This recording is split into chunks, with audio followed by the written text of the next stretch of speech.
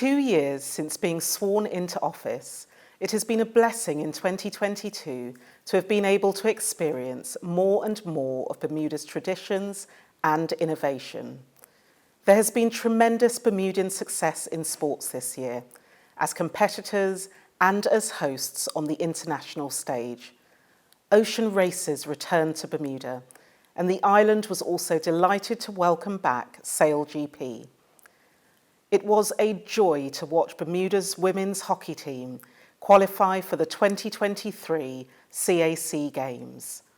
The much-loved Butterfield PGA tournament was joined by new additions to the calendar, such as the USA Track and Field Bermuda Games. As part of the preparations for the 2022 Commonwealth Games, the grounds of Government House became the stage for performers, athletes, and baton bearers as part of the 60-second stop on the Queen's Baton Relay. Attending the friendly games in Birmingham, feeling the genuine sense of the Commonwealth family despite the intense competition was a personal highlight for me. But I will genuinely cherish the opportunity to have supported all of Bermuda's triathletes, swimmers, road cyclists, and track and field athletes on the international stage. In November, Bermuda welcomed Dame Flora Duffy home to compete in the 2022 World Triathlon Championship Series. I could hear the crowd that cheered her on to victory, a victory which would spur her onto a record 4th overall World Series win later that month. In June, there were many events to mark the Platinum Jubilee, including the return of the Queen's Birthday Parade to Front Street with a gun salute to Her Majesty. I welcomed over 400 members of the public and representatives from various charities and voluntary organisations to Government House for the first full-blown Queen's Birthday party since the start of the pandemic. At that event, I shared my reflection that when we come to look back on the Second Elizabethan age, that there will be far greater emphasis on how much things have changed rather than the extent to which they remained the same. It became a great comfort that our late Queen witnessed people around the world celebrate her in life. Though sadly, just some 3 months later, Her Majesty Queen Elizabeth II, the longest-serving British monarch, passed at the age of 96. It was my distinct privilege to represent Bermuda at the state funeral alongside leaders from across the Commonwealth and the entire world to give thanks for the life and service of Queen Elizabeth II. As Lieutenant General Sir Alexander Hood had done 70 years ago, I was called upon to lead a proclamation ceremony in Bermuda.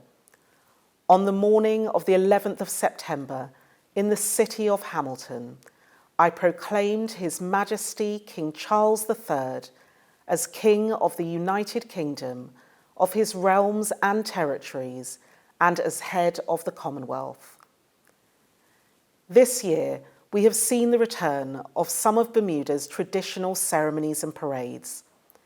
In October, I was delighted to see so many members of the public, visitors and school children in attendance as I made my first official state visit to the town of St. George for the peppercorn ceremony.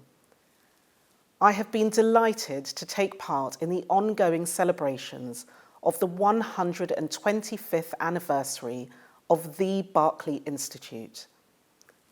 In November, the new Deputy Governor, Mr. Tom Oppenheim, who I was pleased to swear in this spring, read the speech from the throne on my behalf as part of a traditional ceremony to convene the legislature. And the return of the Remembrance Day Parade saw a wonderful crowd gathered at Front Street to pay our respects to those who gave their lives and to honour those veterans whose service we are forever indebted to. Our island home is not immune to global events. Bermuda and Bermudians felt the impacts this year. I met with representatives of Bermuda's Ukrainian community in March to offer our support and compassion following Russia's illegal invasion. As we look to the future, it remains imperative that we do what we can to protect the environment and our food security. I was pleased to host a reception at Government House to celebrate the launch in Bermuda of the Blue Shield programme, a UK government initiative aimed at tackling the challenges of illegal fishing and unlawful marine activities. Government House continues to work with the Government of Bermuda to highlight the importance of a healthy and sustainable marine environment, as well as joining many on the island in growing and donating whatever we can to support those in our community struggling with the cost of living. I also applaud the ongoing efforts to clean up our island and reduce plastic waste. The pandemic triggered many changes in our world. We have seen globally an increase in anxiety and depression resulting from lockdowns and quarantine. In Bermuda, where home, family, and community are everything, the pandemic has taken its toll. It has, though, brought about a welcome shift in emphasis on the struggle to maintain good mental health, which has allowed for more open conversations and less stigma. For many, celebrating Christmas will be eagerly anticipated as we worship and gather with our loved ones. But for some, Christmas can be overwhelming, more so now than ever as the cost of living continues to rise globally. In a year when we have again lost too many to COVID-19, road traffic accidents, and violent crime, there will be a sense of loss for many Bermudian families. I pray that in the year ahead, that we will grow in love and compassion for others. On behalf of my family and my colleagues at Government House, I wish you and your family a very happy Christmas and a peaceful New Year.